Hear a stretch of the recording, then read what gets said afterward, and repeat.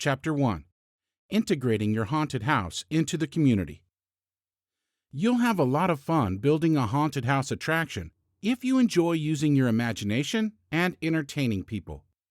Haunted houses provide patrons with hours of enjoyment every year, keeping kids out of trouble and giving families something to do before the cooler winter weather hits.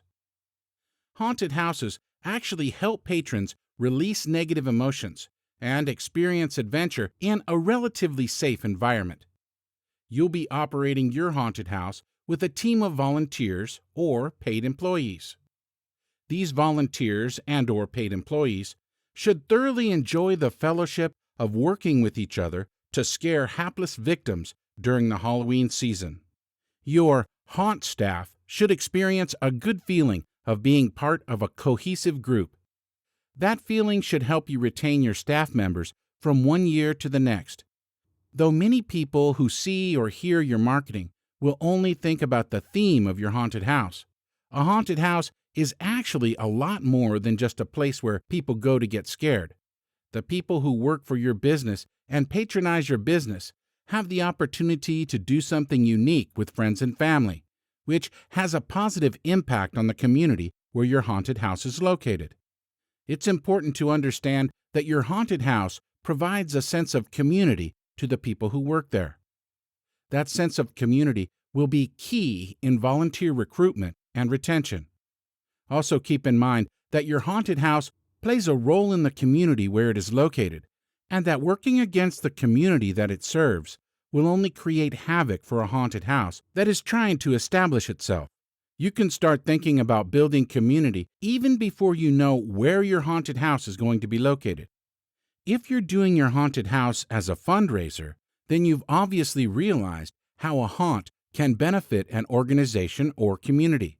But if you're planning to build a for-profit haunt, consider ways that your haunted house can benefit the vicinity around where it is located. For example, plan to give a portion of your profits to nearby schools. Donate to the local police department or other emergency organizations that serve the area. Do a canned food drive. Patrons who bring a can of food get $1 off their ticket price. Make an effort to give teens something to do during the Halloween season. Light up a bonfire and offer drinks and snacks and a place for kids to hang out. Contact nearby churches to offer them the opportunity to visit the haunt on a special youth group night with activities that will interest them specifically. Getting schools involved in your haunt plan. Local schools can provide you with volunteers or paid employees during your on-season. Teenagers particularly enjoy scaring in haunted houses. You can contact nearby schools and offer to donate a percentage of your profit to the program of their choice. This is both a public relations move as well as an altruistic community-building gesture that will help you put down roots in your community. Submit a press release to local newspapers about the donation that you're making to nearby schools so that people in the community know that when they spend money at your haunt, that some of those funds go back to the schools. Send out a press release before your haunt opens. Send out a press release after you've made your donation to the local schools. Donations to the local schools will help you gain permission to put up flyers marketing your event to teens and junior high kids, as well as flyers marketing volunteer scare actors positions that are available in your haunt. The combination of volunteer recruitment and marketing of your actual event makes the amount of money that you donate to local schools worth every penny. Community churches and youth groups.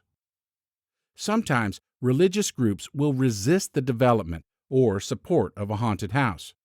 It is helpful for you to know a bit about the history of haunted houses if this happens to you.